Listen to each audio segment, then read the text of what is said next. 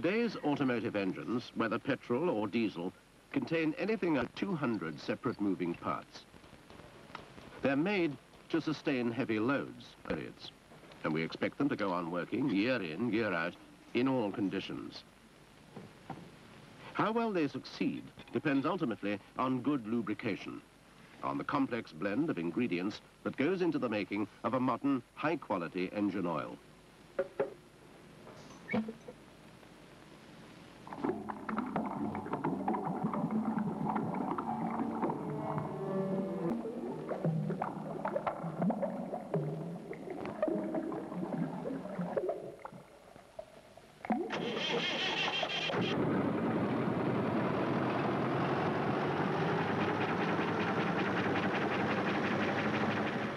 Oil is the lifeblood of an engine.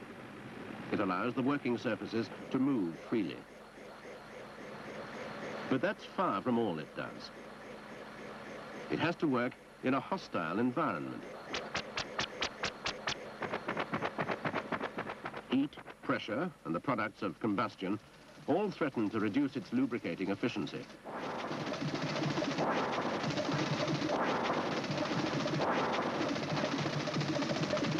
How well an oil withstands such adverse conditions depends, in the first place, on the choice of a suitable base.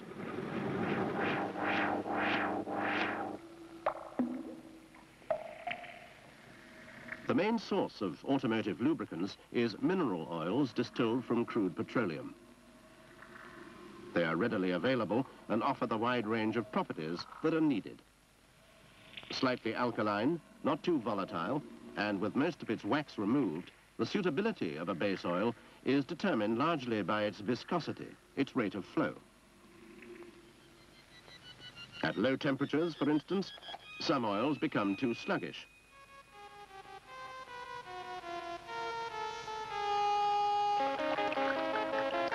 Others, when they're hot, run too thin.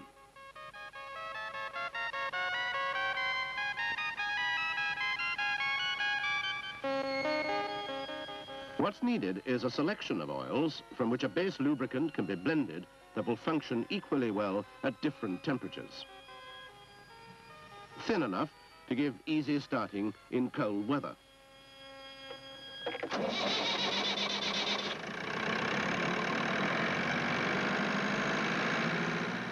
At the same time, thick enough to maintain good lubrication when running hot.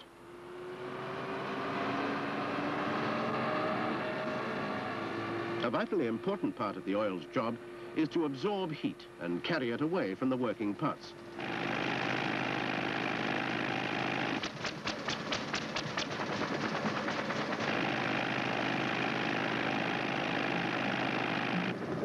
So, from the sump, the oil is pumped to every part of the engine. Splashed round the timing gear. Delivered through jets onto cams and followers to flow over the valve train. Squirted into piston undergrounds to splash around gudgeon pins and onto cylinder walls. And through oilways in the crankshaft to reach the main and big end bearings.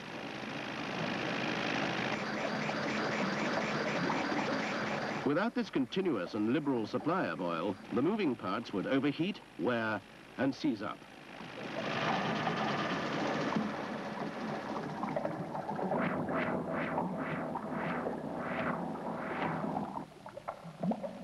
Take a closer look at a typical working surface.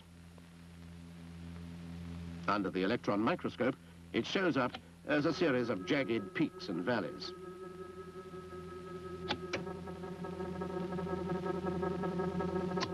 It's the oil's job to keep metal surfaces like these from touching each other. If the film of oil between them gets too thin, the peaks will rub against each other, weld, and tear apart. Paradoxically, this kind of wear is more likely to happen at slow speeds than fast. This model shows why. A moving belt and a plate floating close above it are kept apart by a film of oil. As the speed increases, the oil is drawn into the space between them, forcing them further apart. The tubes register the pressure exerted by the oil. The higher the speed, the greater the pressure, and the thicker the film of oil.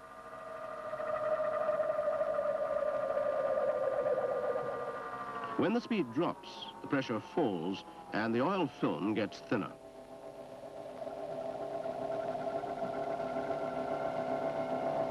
But if a load is now applied, it forces oil out from between the working surfaces. The gap between them narrows to the point where the oil film may actually rupture. This becomes critical whenever speed is low and the load is relatively high, as for instance in stopping and starting. It occurs in the eccentric loading on the crankshaft bearings, in the hammer blow delivered to a piston at its moment of rest, or in the pressure of a cam working against a stiffly sprung follower.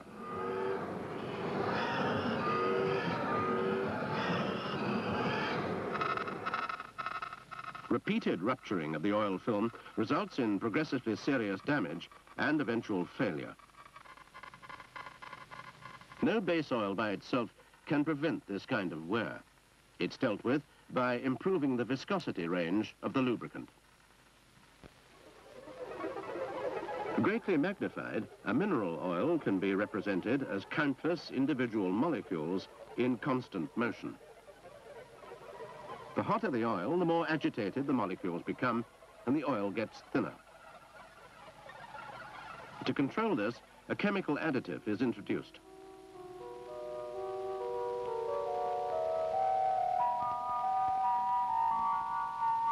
It consists of a complex molecule that expands with heat and restricts the movement of the smaller oil molecules.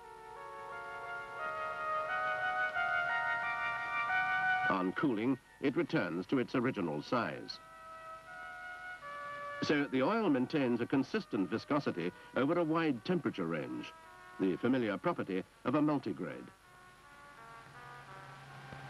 Improving viscosity helps the oil to withstand some of the loads on working parts, but it doesn't go far enough. In many of today's engines, loads and speeds can be extremely high, where, for instance, the gearbox is built in.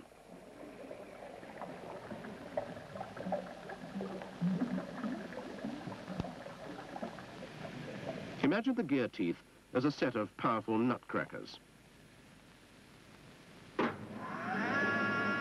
They can literally shear the oil molecules apart. Viscosity breaks down, and the oil is thrown out, exposing the metal surfaces to overheating and catastrophic damage.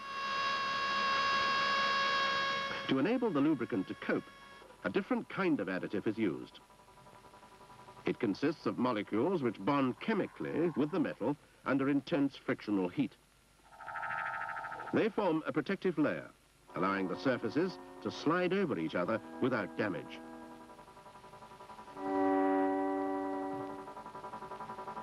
While some additives enhance the lubricating properties of the oil, others are needed to protect the oil itself from the hostile environment of the engine.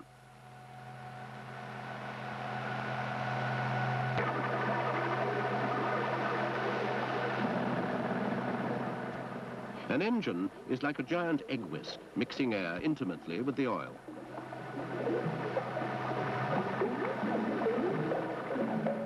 Too much foam reduces lubricating efficiency. It's controlled by an anti-foaming agent.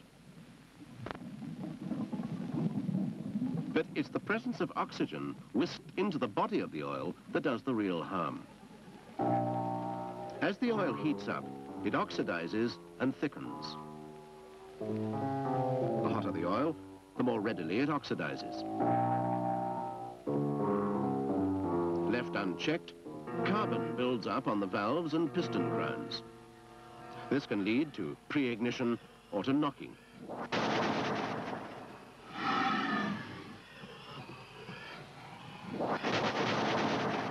To arrest the oxidation process, another additive is introduced. It renders the oxygen molecules inactive.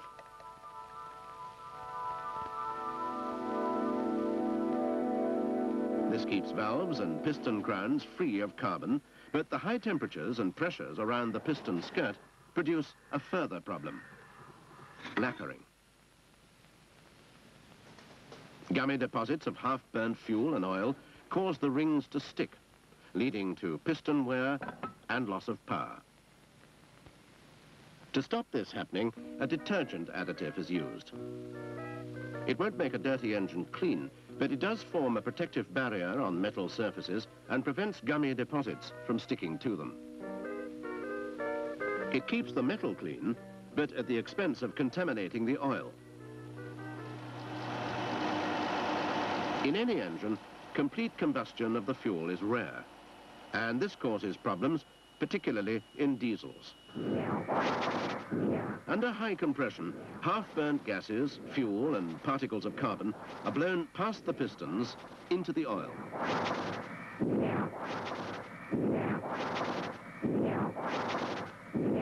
By themselves, the carbon particles are far too small to do any harm.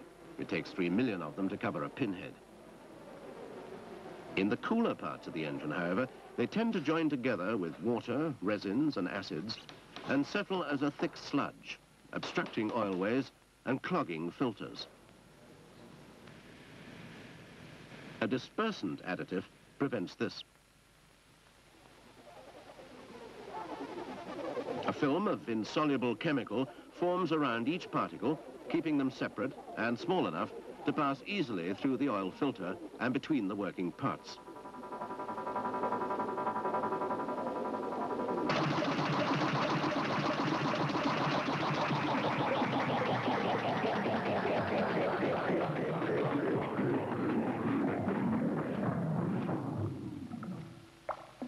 Even when an engine stops, the oil is still open to attack.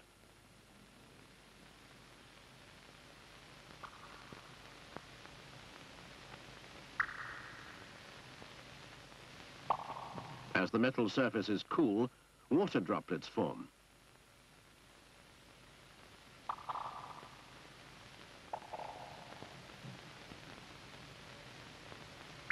Water encourages rust.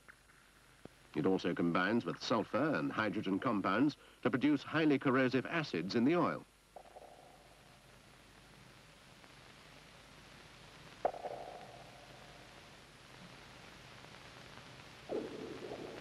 The alkalinity of the base oil neutralizes some of the acids.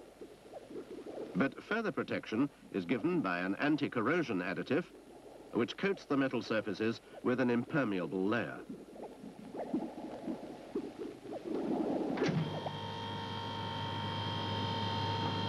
No oil can last forever.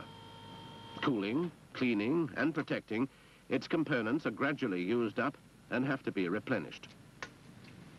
What matters is how well they've done their job. Oils, like the engines they serve, are constantly developing and changing. The more efficient and powerful engines become, the more stringent the demands they make on the oil. Engines also vary considerably in their design, whether petrol or diesel, air-cooled or rotary. Each has its own particular lubrication needs. They can only be met by studying the effects on engine performance of each of the oil's components in turn. Tests are needed to ensure that the base oils used are chemically stable and have the necessary range of properties, and to assess the precise effect of various additives in improving flow, increasing resistance to wear, and preventing corrosion. But the real skill comes not just in selecting the best components, but in achieving a delicate balance between them, so that each can make its optimum contribution without interfering chemically with the performance of any other, and so remain fully effective from one oil change to the next. The result is a range of high-quality engine oils that can be trusted to do their job, whatever your engine, and however extreme the conditions under which it has to work.